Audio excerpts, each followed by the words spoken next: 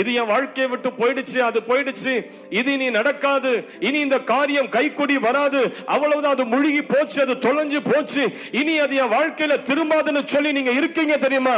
அந்த காரியத்தெல்லாம் கர்த்தர் திருப்பவர் வல்லமை உள்ள ஒரு தேவனா இருக்கிறார். ஹல்லேலூயா. எந்த காரியத்தையும் உயிர்ப்பித்து உன் துக்க நாட்களை சந்தோஷத்தின் நாட்களை மாற்ற நாம் ஆராதிக்கிற கர்த்தர் சர்வ வல்லமை உடையவர். நல்ல கைகளை உயர்த்தி வல்லவரேன்னு சொல்லுங்க பார்க்கலாம். வல்லவரேன்னு சொல்லுங்க. என் நித்திய வெளிச்சமானவரே, என் கண்மலையானவரே, என் துக்க நாட்களை முடிவுக்கு கொண்டு வருகிற சர்வ வல்லவரே.